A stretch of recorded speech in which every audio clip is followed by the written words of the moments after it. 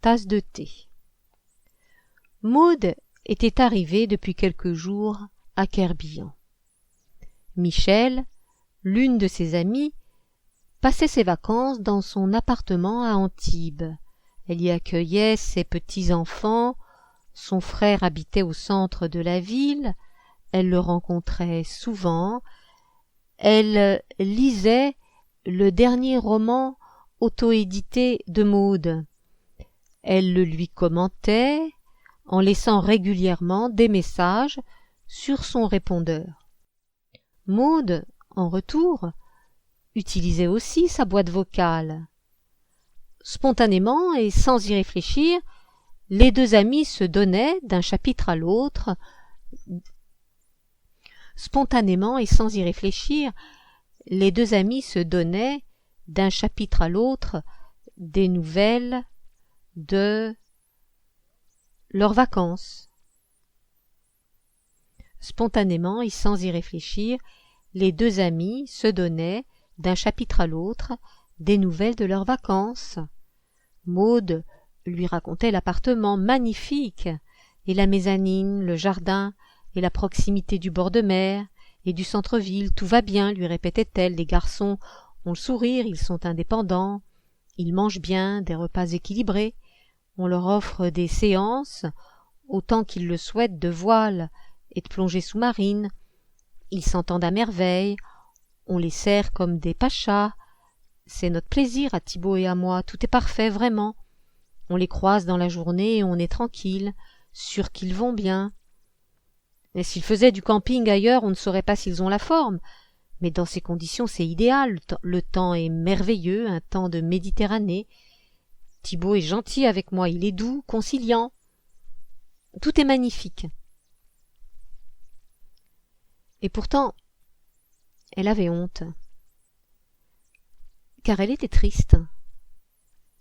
Le contraste était terrible entre son cadre de vie et le malaise dont elle souffrait.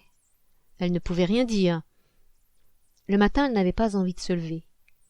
Thibault, selon ses habitudes, allait boire un café au centre de Querbillon, il prenait le chien, il achetait le Querbillon pour son fils cadet qui appréciait les articles sportifs, il rapportait les pains au chocolat pour le petit déjeuner des deux jeunes. Maud devait se lever avant qu'il ne revienne. Elle se levait tard, avec peine. Le moteur était en panne. Disparut l'énergie. Maud n'avait pas été fière lorsqu'elle avait, pour la première fois, livré ses états d'âme à Michel. Elle pensait ennuyer son amie et l'agacer avec ses perplexités de femme privilégiée. Elle était inquiète, elle avait attendu sa réponse. Michel ne s'était pas moqué. Elle avait, au contraire, considéré avec sérieux la tristesse de Maud. Elle avait longuement répondu. « J'ai une amie, lui avait-elle dit, qui est tombée malade. C'était grave, elle avait un cancer, et elle me disait qu'elle était soulagée. Elle avait enfin des symptômes clairs et objectifs, reconnus. C'était moins dur, d'après elle, que les souffrances morales. Michel lui avait parlé de ses propres tourments, qui l'avaient ravagée pendant des années. Elle s'était tournée vers la psychanalyse. Elle était, à l'époque, mère au foyer et avait 2 jeunes enfants. Elle avait dû financer sa thérapie et elle avait en conséquence retravaillé. Elle s'était enthousiasmée pour sa nouvelle activité. Elle était devenue psychologue. Elle fit de passionnantes rencontres intellectuelles qui structurèrent ses études et participèrent à sa quête personnelle. « Ton psy, peut-être, ne te convient pas, avait-elle suggéré. Elle évoquait le psychiatre de Maud, qui prescrivait des antidépresseurs. Tu sais, parfois, avait poursuivi Michel, il ne faut pas hésiter à aller voir un grand spécialiste, ce n'est pas interdit. Maud l'avait écouté. L'idée s'était discrètement déposée dans quelques-unes des cellules de son cerveau. Pourquoi pas, s'était-elle dit, plus tard, Une fois de retour à Paris, si la souffrance persiste, encore et toujours, pourquoi ne pas essayer d'explorer cette piste, un jour à l'avenir? Des noms circulaient, de médecins éminents sur les ondes des radios. Maud connaissait la réputation de l'incontournable Boris Cyrulnik, absolument inévitable pour une auditrice normale de radio ou une téléspectatrice moyenne de télévision. Cet homme-là, oui, éventuellement, avait-elle pensé alors que les heures lui pesaient. Une paroi étanche la séparait de Thibault. Il n'imaginait pas sa tristesse. La possible perspective d'une future consultation occupait l'arrière-plan de son esprit. L'idée était certes vague et indistincte, mais cette pensée l'aidait sur le moment à venir à bout de ses journées, dont la joie avait corps et bien disparu. Elle avait écouté Laure Adler, par hasard, sur France Culture.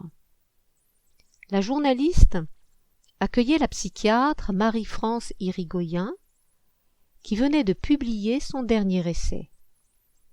Elle parlait de faiblesse et de manipulation, elle expliquait que les nouvelles générations de patients avaient changé, la psychanalyse s'était efforcée parfois pendant des années de dévoiler les causes profondes des pathologies, cette démarche était désormais relativement délaissée au profit d'approches que l'on souhaitait plus rapides et plus efficaces. Les salariés connaissaient des conditions de travail dures et angoissantes, ils étaient évalués en fonction de critères de performance et de résultats. Ils demandaient aux thérapies de respecter ces mêmes conditions, et l'on appréciait moins les investigations en profondeur de connaissance de soi. Maud avait aimé l'expression posée et nuancée de cette femme. Elle avait noté son nom sur son téléphone portable pour en garder la trace. Les conseils bienveillants de Michel l'avaient aidée. La crispation se dénoua peu à peu, et Maud émergea de ses heures grises et lourdes.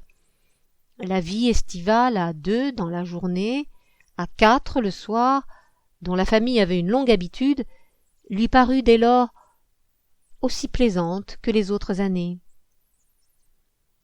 De retour à Paris, Maud avait accueilli Irène, une autre de ses amies qui auto-édite également. Irène habite la Haute-Savoie, elle était de passage dans la capitale, elles avaient pris une tasse de thé. Maud lui avait raconté l'épisode sombre de ses premiers jours en Bretagne. On croit qu'on progresse, lui avait dit Maud, et cependant on tombe. Je n'y arriverai jamais à la vaincre, cette tristesse pénible en moi depuis des années. Maud pensait à d'éventuelles démarches auprès d'illustres thérapeutes. Il me semble, lui avait répondu Irène, que tu as eu du mal en début de séjour à trouver tes repères. Ce fut peu de chose, pas bien grave, je suppose, et elle lui adressa dans le même temps un lumineux et réconfortant sourire. Sa réponse fut conforme à son tempérament, confiant et optimiste de femme sereine, maternelle presque, à l'égard de Maud. Whist. Le père, la mère et les 2 garçons avaient trouvé lors de ces vacances à Querbillan à s'occuper à des activités communes. Le rythme n'était pas quotidien, l'on sait demeurer mesuré, mais point trop languissant cependant. Ils se réunissaient autour de la même série, ou bien ils jouaient aux cartes. Ce dernier divertissement fut aux yeux de Maud l'un des plus grands succès de cette année. Les étés précédents étaient pour l'essentiel consacrés au poker et au tarot. Le premier jeu ne la passionnait pas, elle n'avait pas un bon niveau et elle avait le sentiment que l'issue des parties dépendait de la chance, qui la favorisait ou non. Ce n'était pas fascinant. Le tarot ne la captivait pas davantage. Elle n'avait pas joué aux cartes dans son enfance, et l'amusement, lié aux réflexes et autres dextérités de la carte, lui était étranger.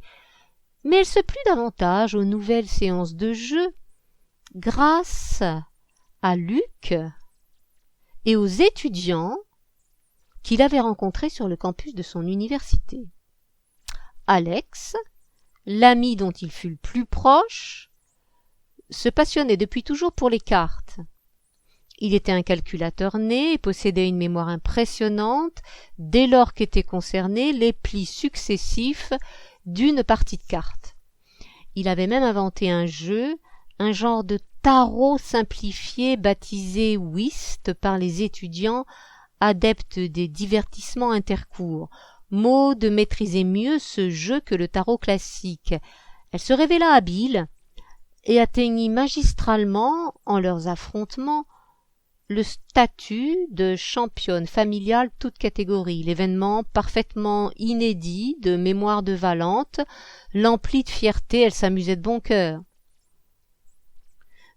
Luc se fit de nouveaux amis sur le campus de Marne-la-Vallée. Cette mention, qui pourrait à première vue paraître anodine, a en revanche, aux yeux des parents du jeune homme, une signification toute particulière. Un an plus tôt, en septembre 2012, Luc quittait l'enseignement privé et intégrait le cursus universitaire public. Il était admis en master de comptabilité contrôle audit. Il ne serait plus aidé par son père, qu'il avait jusqu'alors préparé, avec succès, aux examens d'État. Luc devrait, pour la première fois, compter sur ses uniques ressources. Il s'était déjà trouvé, du temps du lycée, dopé par pléthore de cours particuliers. Après son bac, son père avait pris le relais et il s'apprêtait, en ce début d'année universitaire, à affronter les exigences de la faculté. Thibaut ne pourrait assister aux cours, il ne connaîtrait ni le style, ni les exigences des professeurs. Autant de professeurs, autant d'approches possibles des enseignements et donc des évaluations de fin de période. Le temps était révolu des programmes officiels et des innombrables annales aisément disponibles. Le père se trouvait impuissant. Son fils serait seul, enfin contraint en ce domaine à vivre sa propre vie. Luc avait été un élève, puis un étudiant isolé. Il était aidé à la maison et se sentait différent. Il n'avait pas d'amis intimes. Il avait connu Arthur, son inséparable acolyte, en dehors de l'école. Ce dernier était en échec scolaire. Luc donnait le change à ses camarades de classe, au collège, puis au lycée, et enfin au sein de l'école privée qu'il avait fréquentée après le baccalauréat. Il les fuyait en réalité. Il ne discutait pas des cours avec eux. À la maison, les devoirs et les contrôles lui étaient mâchés et remâchés. Il allait découvrir à Marne-la-Vallée un enseignement strictement universitaire. Ses parents étaient inquiets. Comment réagirait-il en cas d'échec? Il conclurait à son incapacité d'éviter l'effondrement s'il se trouvait livré à lui-même. L'année de tous les dangers se profilait à l'horizon. Maud qualifiait ainsi en son fort intérieur les mois qui allaient suivre. Luc n'était pas plus rassuré. Il est pourtant un jeune homme qui, comme tout un chacun, ne cherche pas inconsidérément à se faire du mal. Il tend, en règle générale, à surfer sur la vague de la facilité, dès lors que celle-ci daigne se présenter. Il n'anticipe pas démesurément d'éventuelles prochaines mésaventures. Il tente, dans la mesure du possible, de reporter à plus tard l'examen ainsi que la résolution d'hypothétiques futurs problèmes, mais il ne pouvait, en ce début d'année, s'empêcher d'être préoccupé. Il aviserait cependant, en temps et en heure, et en cas de besoin. Son choix était en l'occurrence singulièrement limité. Mais l'année lui fut favorable. Il découvrit que sa formation préalable, sanctionnée par le diplôme de comptabilité-gestion, était d'un bon niveau. Il maîtrisait les matières quantitatives, les plus redoutées en règle générale par les étudiants. Quant aux autres enseignements de nature plus littéraire, comme le management, la stratégie, la gestion de projet, la communication ou l'économie, il atteignait aisément les résultats demandés. Il vivait une situation inédite.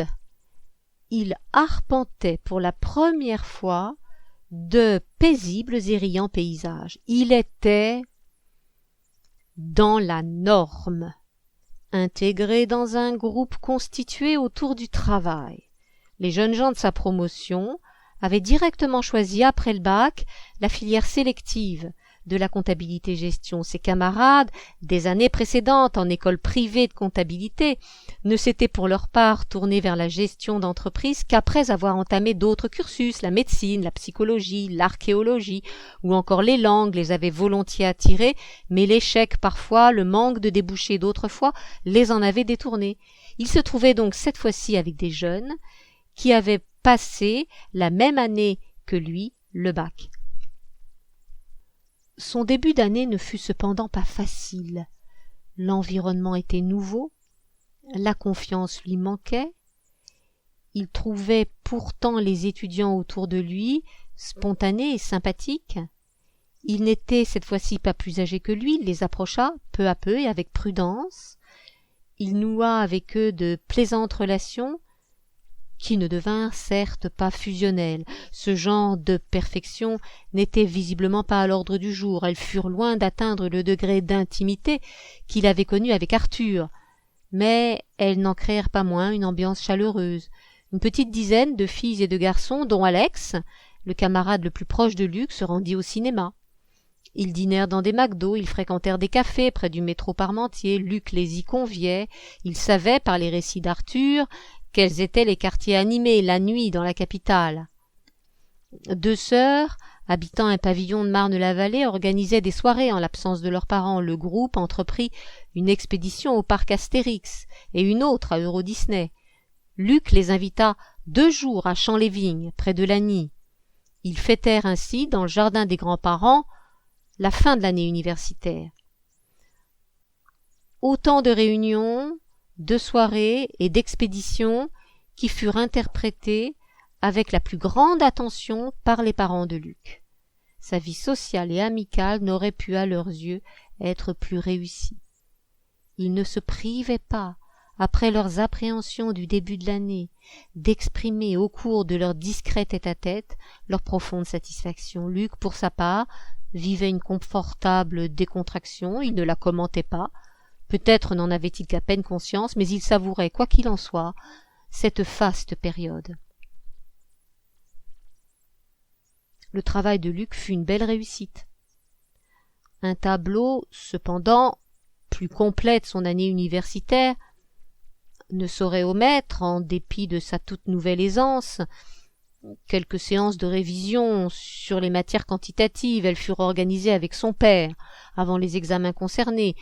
Thibaut put également sans difficulté intervenir dans la conception et la rédaction du mémoire. Le travail était pour l'essentiel réalisé à la maison. Il ne s'en priva pas. Il s'engouffra même avec précipitation dans cette brèche qui lui permettait d'aider son fils. L'on peut également mentionner en guise d'anecdote que le grand jeune homme demanda à sa maman de l'accompagner en voiture au mois de juin, pendant la période des examens. Il préférait. C'était moins fatigant, disait-il, et il y gagnait du temps. Dépourvu de chauffeur personnel, il aurait, comme à son habitude, emprunté la ligne A du RER. Maud se décida par ailleurs à apporter une très infime contribution à la besogne de son fils. Elle avait un beau jour aperçu par-dessus son épaule divers papiers épars sur son bureau. Lui apparurent alors clairement et sans conteste toute l'inanité et même l'extrême stupidité, ainsi s'exprimait-elle en son fort intérieur, de certaines révisions, en informatique par exemple, en informatique d'organisation plus précisément. En tout lieu sévissent des professeurs qui bâclent leur travail. Le contraire confinerait quasiment au domaine de l'idéal, mais qui dispose cependant d'une parcelle de pouvoir. L'échine ne peut, en conséquence, ainsi qu'il est souhaité, que s'incliner.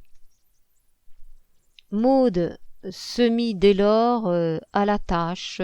Son action fut de courte durée. Elle intervint sur la demande de son grand-fils, qui n'en pouvait plus d'apprendre des séries de formules, des slogans et des protocoles. Il devait les restituer par cœur dans un ordre absolument intangible. Un exercice débilitant, disait-il à Maud, et inutile. Je n'en serais pas plus compétent plus tard. Maud comprenait, c'était l'évidence. De modestes tyrans agissent discrètement de ci de là, qui seraient avisés de ne point quitter leur domicile. Luc ne disposait cependant pas d'une immense marge de manœuvre. Il devait passer par les fourches codines ainsi disposées.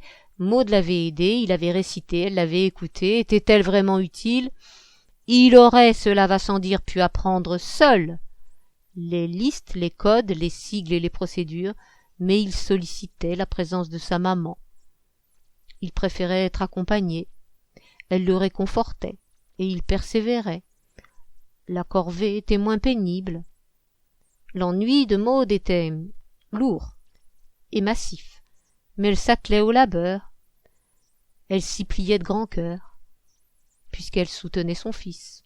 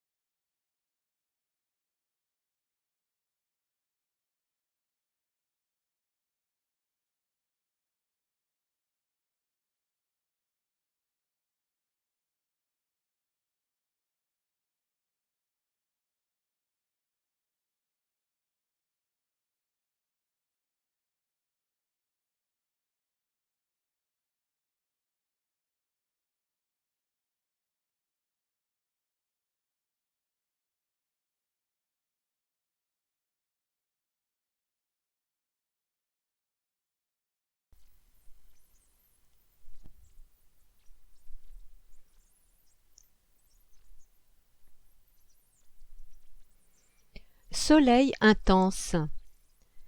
En arrivant cet été à Querbillan, Maud se souvenait du projet qu'elle avait arrêté un an plus tôt, en août 2012, alors qu'elle quittait la ville. Elle s'était dit qu'une fois de retour sur les lieux, elle trouverait une solution pour impérativement réussir à faire de la voile avec Thibaut, pour qu'ils s'occupent ensemble, pour qu'ils ne risquent pas de s'ennuyer. Mais elle retrouvait l'endroit et ne découvrait pas le moindre début de piste en ce sens. Rien n'était envisageable.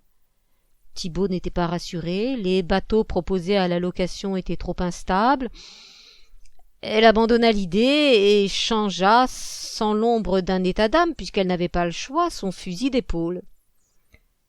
Chaque matin, au lieu d'embarquer Thibaut sur un quelconque dériveur, elle lui proposait, avec enthousiasme, la balade du jour. Ce n'était certes pas bien différent des autres années, mais à défaut d'innovation, l'on garde les méthodes ayant malgré tout fait leurs preuves. « Je suis pas bien compliquée, vois-tu, lui disait-elle lorsqu'il s'interrogeait sur leur destination du jour. Ce qui me plairait en bateau, ce serait surtout de contempler la mer. Alors, si cela ne t'ennuie pas, on peut marcher près de l'eau, faire la même balade, celle du chemin des douaniers. Le paysage est chaque jour différent. La lumière, les vagues, l'odeur, le vent, le ressac sur le sable, la danse des bouées, le mouvement est sans fin.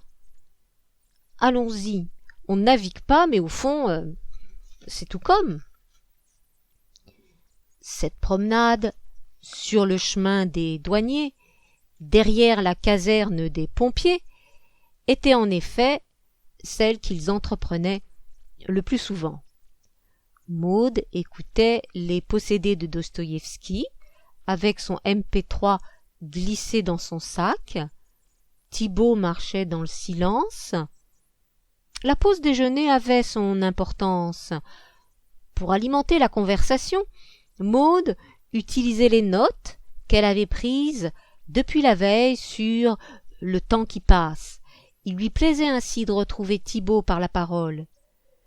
Une fois les sujets épuisés, il jouait aux échecs. Il ne s'agissait pas de manquer cette étape de la mi-journée. Un jour, où tous deux s'étaient mal compris, Thibaut s'était fâché. Il avait cru que Maud négligeait les contraintes d'heure d'ouverture du restaurant. Ils marchaient tous deux sous une chaleur caniculaire. Thibaut était certain qu'ils arriveraient trop tard. Par la faute de Maud, à coup sûr, le service serait terminé. Le sable était lourd. Sur les sentiers de la presqu'île de Quiberon, au-dessus des falaises de la côte sauvage. Maud était épuisée. Il lui semblait que la balade n'en finirait jamais. Elle n'avait perçu le mécontentement de Thibaut que lorsqu'ils avaient entamé le chemin du retour. Elle avançait, il était derrière elle, il prenait du retard, il boudait, puisque Maud n'avait pas pensé à l'heure, il refuserait de déjeuner. Elle avait fini par comprendre la cause de sa mauvaise humeur. Elle essayait d'accélérer, en dépit de sa fatigue et du soleil intense à cette heure de la journée. Ils se trompaient, se pensait-elle. Ils arriveraient bien assez tôt. Elle tentait de rejoindre le restaurant au plus vite, tandis que Thibaut se laissait distancer. L'accrochage fut douloureux. Tous les ans, pour les mêmes raisons, le même malentendu intervient. Maud se promit, une fois de plus, de ne plus oublier la question des heures qui provoquait immanquablement la colère de son mari. Elle espérait qu'elle parviendrait à l'avenir à penser aux horaires afin d'éviter ces absurdes accrochages. Maude avait abandonné ses projets voiliers. Le couple marchait le matin, ensuite il déjeunait, puis Maude retravaillait ses textes dans les autobus. Thibaut, dans l'appartement, commençait à songer au repas du soir pour les garçons. Dès le début du séjour, la canicule s'était imposée, et ils avaient compris, quelques jours avant le retour de Thibaut à Paris, que les promenades sous une écrasante chaleur n'étaient peut-être pas le plus judicieux des passe-temps. Ils adoptèrent alors l'organisation de type espagnol, une terminologie qu'ils affectionnent en raison de leurs nombreuses vacances passées lorsque les enfants étaient petits sur les places de la Catalogne. Le mode de vie ibérique consistait à nager le matin, ils s'allongeaient ensuite sur la plage pendant 1 heure. La nouveauté était notable par rapport aux étés précédents puisque Thibaut restait avec Maude sur le sable. Il lisait un roman policier au lieu de quitter le bord de mer pour aller marcher dans la ville ou rentrer s'allonger sur son lit. Maude trouvait cette proximité bien plus sympathique. Elle écoutait Dostoïevski plutôt qu'elle ne lisait, car elle pouvait ainsi pleinement observer les intéressantes scènes de plage autour d'elle. Ils déjeunaient ensuite, puis se tournaient vers leurs occupations respectives, domestiques pour Thibaut, d'écriture pour Maude. Après les quelques jours d'inquiétude vécus par Maude au début du séjour, elle s'adapta aisément à ce rythme de vie, en compagnie de Thibaut. Puis, il rejoignit Paris. Il ne pouvait s'absenter de son travail pendant 6 semaines. Après son départ, elle se sentit fragile, le temps pour elle de trouver un nouvel équilibre. Mars intrône des fourmis.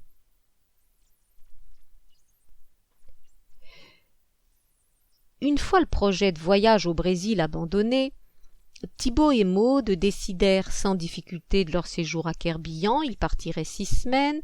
Dès le printemps, les garçons avaient passé et réussi leurs examens. Luc entrait en Master 2 de comptabilité contrôle audit et Romain avait son DUT en poche. Il était inscrit dans une école privée pour préparer le diplôme de comptabilité-gestion, un examen du niveau de la licence. Maude s'était empressée d'organiser les vacances afin que ces garçons ne restent pas dans leur chambre, afin qu'ils ne soient pas exclusivement cernés par l'ordinateur. Les jeux en réseau, de même que la conception de jeux vidéo qui intéressait désormais Luc, créaient certes du lien, mais aussi un indéniable enfermement physique. Leur mère désirait y mettre un terme, son désir fut exaucé.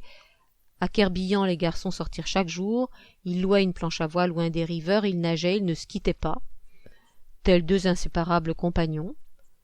Luc et Romain n'ont en cours d'année jamais l'occasion d'arpenter ensemble ne serait-ce que le boulevard de Tessier où est situé l'appartement familial. Ils vivent sous le même toit, mais chacun dans sa chambre. Reliés par ordinateur, ils forment un trio lorsqu'Arthur, depuis le Brésil, se joint à eux. Maude aspirait, pour ses 2 fils, à une vie au grand air, près de la nature et loin des écrans. Elle s'était réjouie de les voir lire à Querbillan. Thibaut avait acheté un roman policier, il l'avait volontiers abandonné à Romain, qui, après l'avoir lu, avait entamé la lecture d'un nouveau volume du Trône de fer. Il avait aussi découvert la saga des fourmis de Bernard Werber. Maude la lui avait proposé. L'une de ses amies lisait cette fiction animalière aux consonances philosophiques. Elle avait supposé qu'elle pourrait plaire à ses garçons. Romain s'y était plongé. Luc ne s'y était pas intéressé, il avait vécu, pour sa part, un moment de grande panique. Il avait soudain réalisé, à Paris, quelques heures avant le départ, qu'il serait loin de la capitale, de sa chambre, et par conséquent privé d'internet, pendant 6 semaines. Il avait réussi les autres années à survivre dans ces conditions à Kerbian, mais il avait récemment amplement développé sa pratique de la toile et l'affolement le submergea.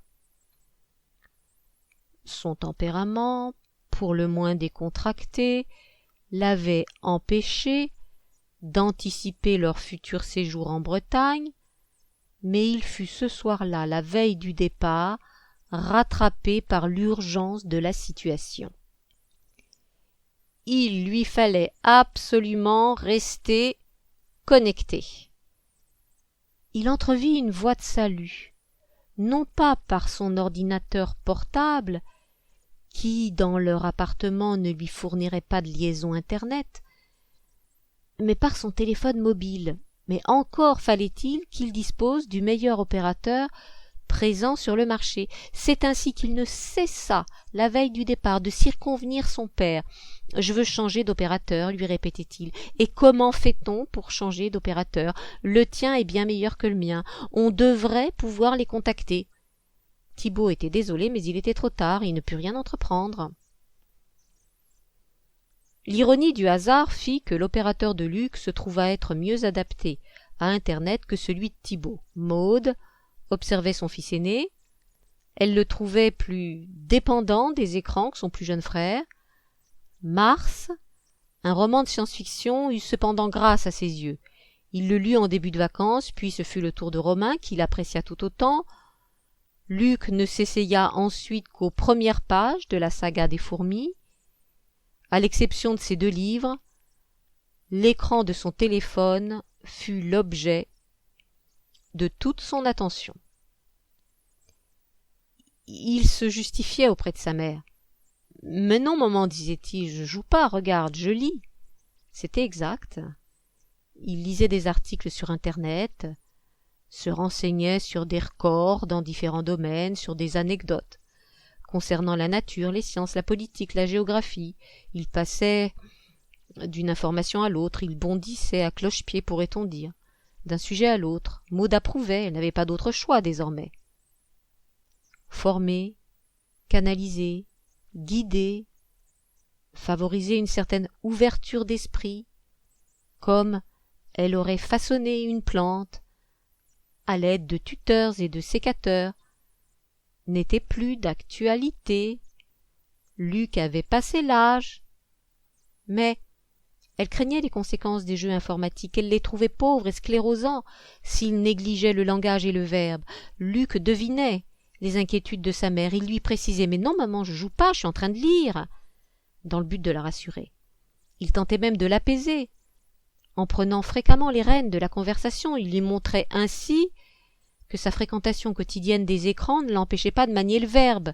Chaque soir, par exemple, au cours du dîner préparé et servi par Thibault, Luc animait les discussions. Après le départ de Thibault également, il se pliait aux demandes tacites de Maude en matière de bavardage et autres échanges. En l'absence de leur père, Maude les rejoignait après ses balades en autobus, en début d'après-midi. Romain lisait, Luc se réveillait, elle leur apportait des sandwichs pour le déjeuner et elle leur parlait. C'était nécessaire. Il lui semblait important, chaque jour, de garder le lien. Elle évoquait les articles qu'elle avait parcourus dans le Parisien, ou les personnes qu'elle avait croisées dans les autobus pendant son travail d'écriture. Luc attrapait la balle au bond. Il n'abandonnait pas à sa mère la conduite de la conversation. Il avait 22 ans. Il s'affirmait. « C'est pas vraiment passionnant ce que tu nous racontes là, maman », exprimait la moue significative de son visage, ou encore son regard furtivement dirigé vers le plafond, et il changeait de sujet. Il citait des anecdotes drôles ou incroyables qu'il avait glanées par-ci par-là sur Internet. Il faisait plaisir à sa mère. Pour elle, il alimentait le moulin des paroles. Lui, plutôt qu'elle. il préférait, et elle aussi beaucoup. Elle n'était pas loin de se sentir alors la plus heureuse des mères.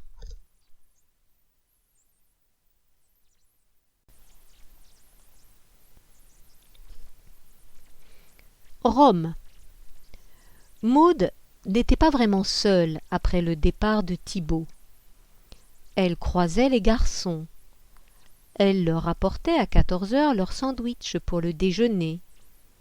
Luc venait de se lever. Romain était réveillé depuis longtemps. Ils étaient parfois sortis tard la veille. Ils s'étaient promenés avec le chien. Ils avaient marché sous le ciel de la nuit. Ils avaient contemplé la mer depuis la digue. Maud déposait leur sandwich et elle leur parlait. Elle craignait l'indifférence. Ensuite, elle allait pique-niquer. Thibaut était à Paris et elle préférait se nourrir dehors. Le soleil brillait, elle s'asseyait à l'ombre, dans le parc de leur ancien lotissement, plus anonyme que leur résidence actuelle. Elle ne s'installait pas sur la pelouse de la frégate du Morbihan. Elle connaissait de vue certains voisins et son pique-nique en solitaire devant les balcons des appartements aurait semblé bizarre. Elle renonça rapidement à bavarder avec ses fils en début d'après-midi. Ils n'étaient visiblement pas passionnés, ses propos étaient peut-être un peu forcés. Elle abrégea ses moments, mais elle ne s'inquiéta pas pour autant, puisqu'elle avait conscience, en y réfléchissant un tant soit peu, que leur lien était loin d'être inexistant. Elle pouvait se détendre. Luc et Romain savaient que leur mère était seule et ils se montrèrent attentifs. Ils lui accordèrent très naturellement l'absence de leur père une partie de leur longue soirée. Ils regardaient avec elle un épisode de la fameuse série Rome. Maud regagnait ensuite sa chambre. Luc et Romain pouvaient alors poursuivre leurs multiples activités nocturnes. Ils lisaient, ils regardaient des séries, ils sortaient parfois prendre l'air. Soir après soir, Rome les gratifiait de symboles antiques, de figures de sénateurs, de celles de César, de Brutus, de Pompée ou de Cléopâtre. Le Rubicon était franchi avec panache. La 13e Légion, les quartiers misérables ou somptueux de la ville éternelle se succédaient sous leurs yeux. Maud, sous réserve de quelques efforts, réussit à en apprécier les épisodes. Elle finit par accepter le parti pris de la mise en scène, son enfermement, son absence de lumière et de paysages ouverts, l'encombrement des décors qui occupaient tout l'espace et écrasaient l'image. Elle n'appréciait pas les scènes censées être suggestives, exhibant les ébats d'hommes et de femmes, ou bien d'hommes entre eux, ou encore de femmes entre elles. Elle jalonnait le récit à une fréquence de métronome. L'intention était appuyée. Le scénario, sur mesure, de facture quasiment industrielle, supposait Maud, était destiné à retenir absolument l'attention du spectateur. Il atteignait son but. Le rythme ne fléchissait pas. Maud avait persévéré afin de réussir à apprécier ce livre d'images qui lui rappelait des souvenirs d'école et de collège. Sans doute n'aurait-elle pas pu le regarder seule. Peut-être y serait-elle parvenue avec Thibaut pour passer le temps. Le spectateur, pour peu qu'il soit happé par une série, se laisse porter par elle, aussi facilement que s'il avalait une boisson au goût agréable et toujours identique. La qualité reste semblable pendant les nombreuses heures que durent les épisodes. Bien au contraire, les films que Maud propose à Thibaut déploie des univers différents. En général, elle choisit des films d'auteur pour éviter autant que faire se peut d'être déçue. Thibaut et Maud sont alors séduits ou non par cet univers. Ils se doivent d'être actifs et éveillés pour entrer dans une nouvelle œuvre. Une série, lorsque s'épanouit l'alchimie souhaitée, est plus simple d'approche. Il suffit de laisser défiler les images. Tous deux auraient pu se convaincre de regarder cette évocation antique et sombre, violente et sexuelle, car il n'est au fond pas si facile de trouver des programmes qui conviennent à l'un et à l'autre. Mais il est encore plus difficile de trouver la perle rare destinée aux 3 spectateurs que sont Maud et ses 2 fils. Luc est en général réticent. Si sa maman propose, c'est que le film doit presque certainement être ennuyeux, vieillot ou dépassé. Luc sait rester discret, il ne dit rien, mais son faible enthousiasme, tout comme ses fréquents refus, le laisse entendre. La marge de choix de Maud se révèle plutôt étroite. Elle essaya bien divers Woody Allen et quelques Jacques Audiard. Luc se montra parfois satisfait, à d'autres moments sa critique fut sévère. Maud n'allait donc pas galvauder avec Thibaut les rares DVD qu'elle pouvait voir avec Luc et Romain. Elle n'était pas prête de regarder avec lui les épisodes de Rome. Elle les découvrait avec ses garçons, le succès n'était pas mince, puisque son goût pour Rome était à l'origine plus qu'incertain. Elle devint capable de l'apprécier, à l'issue d'une démarche relativement sophistiquée et volontaire assurément. Elle se montra ouverte pour partager un moment avec eux. Elle fut également aidée en cela par les conseils de Grégoire, l'un de ses amis, curieux et ouvert en matière de cinéma. Il lui avait vanté l'intérêt de cette série. L'on apprécie rarement de perdre son temps. Maud ne déroge pas à la règle et, connaissant l'opinion de Grégoire, elle avait insisté dans son effort pour s'intéresser aux épisodes. Grégoire l'avait aussi incité à regarder Borgen, ainsi que Downton Abbey. Maud les avait vus avec Thibaut, c'était alors qu'ils avaient découvert combien il est facile de se laisser porter par le flux régulier et uniforme d'une série lorsqu'elle a l'heure de plaire aux spectateurs. Maud n'avait eu besoin d'aucune construction intellectuelle pour savourer l'univers de Downton Abbey, stylisé à sa façon. Le biberon lui fut doux et sucré, du miel quasiment, qui provoquait presque chez elle, à force de douceur justement, une très vague sensation d'écœurement. Les épisodes de Rome permettaient à la mère et aux 2 fils d'être ensemble. C'est superficiel, disait Luc, qui n'omet pas de déprécier, s'il le peut, les chemins explorés avec Maud, dès lors qu'à son goût il le mérite. Avec des raccourcis, vraiment, ils exagèrent. Et puis regarde, historiquement, politiquement, c'est trop léger, les combats. Tu les as vus? On a le début, on a la fin, une victoire ou une défaite, mais la stratégie, on n'y comprend rien. Ce n'est qu'une illustration, lui répondait Maud, dont l'un des indiscutables plaisirs consiste à discuter avec son fils. Des images qui succèdent, pas davantage. Luc critiquait, mais il regardait. Il avait compris l'enjeu. Ils se divertissaient ensemble. Les garçons offraient ce cadeau à leur mère. Ils regardaient un épisode après le dîner que Maud leur apportait à l'étage, dans leur tanière.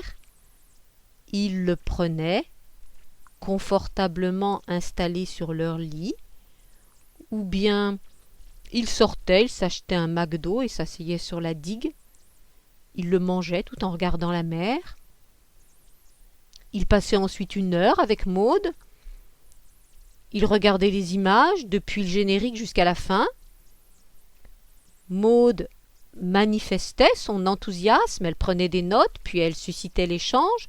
Elle leur disait ce qu'elle avait apprécié. Les deux jeunes se précipitaient ensuite joyeusement vers la mezzanine, dans leur repère, pour la suite de leur soirée. Maud trouva un nouvel équilibre après le départ de Thibaut. Le temps du vacillement, de l'inquiétude et de l'incertitude fut de courte durée. Sa solitude n'était que relative, la vie suivait son cours.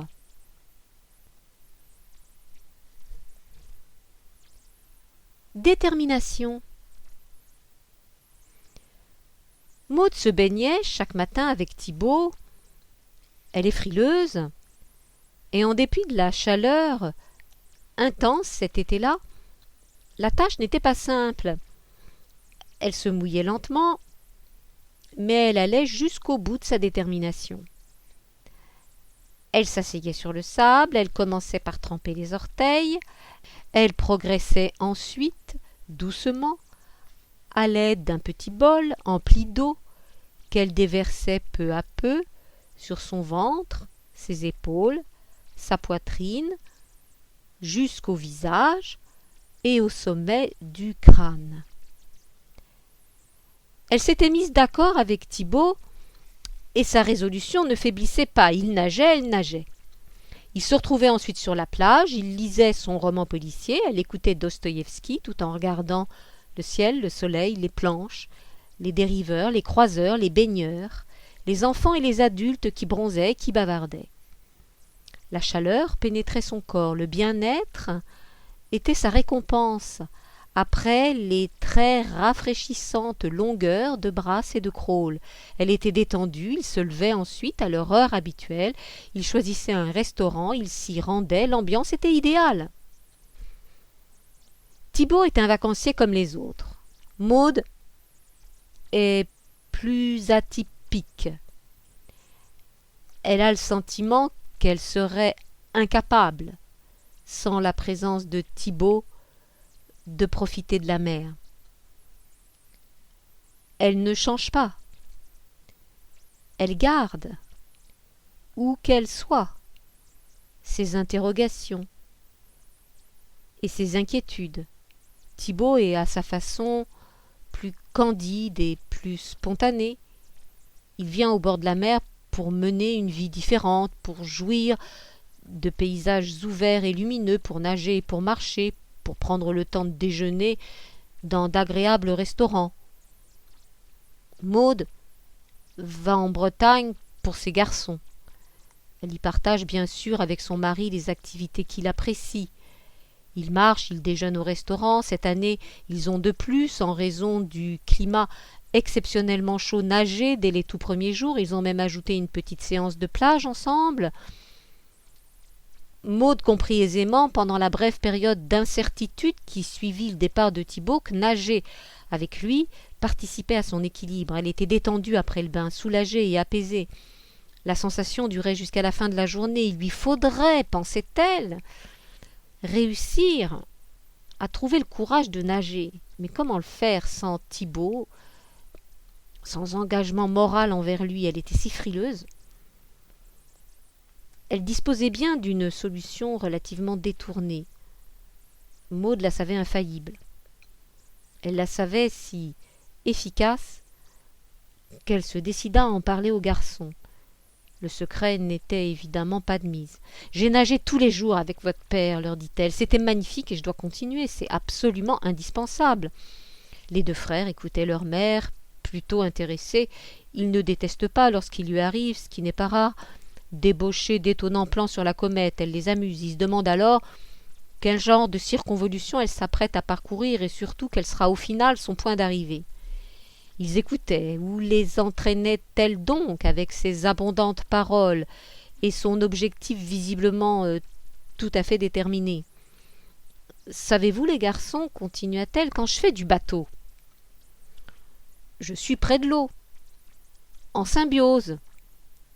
C'est inévitable, obligatoire. On bouge, on est mouillé, sans même y penser, les pieds d'abord, et puis l'atmosphère ensuite, l'air, qui est chargé d'humidité. Il fouette le visage, et puis on fait partie de cette immense surface, mouvante, souple, douce, accueillante, brillante, miroitante, et à la fin on rend le bateau.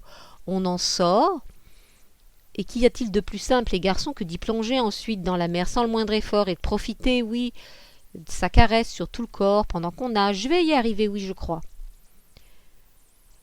Les jours d'absence de Thibaut furent de la sorte tout à fait bien structurés. Elle écrivait le matin dans les autobus, elle allait en trottinette jusqu'à l'office de tourisme où s'arrêtait la navette. Les premiers jours, elle la prenait à 11h, puis elle repéra un départ plus matinal, elle peaufina donc son organisation. Elle arrivait aux alentours de 10h, elle passait commande chez le traiteur des sandwichs et des desserts pour Luc et Romain, et de salade ou de ratatouille pour ses propres déjeuners et dîners. Elle avait compris à l'usage que cette précaution lui évitait une longue attente plus tard, après son périple motorisé. Elle apportait les sandwichs aux garçons, elle réchauffait sa ratatouille au micro-ondes et partait pique-niquer sous son arbre. Elle regardait le ciel et relisait les chutes de Joyce Carol Oates. Elle avait auparavant pris soin de réserver 1 heure de dériveur en milieu d'après-midi. Elle louait un laser solo, un petit bateau, beaucoup trop rapide et instable à son goût, mais le choix était limité. Elle achevait sa collation, elle ramassait les trognons de pommes, elle replaçait les Tupperware et le Joyce Carol Oates à leurs places respectives dans son sac à dos, et la meilleure partie de la journée commençait alors. Elle se levait, elle quittait son arbre et se dirigeait vers la cale du yacht club. Elle était prête. Elle allait faire du bateau.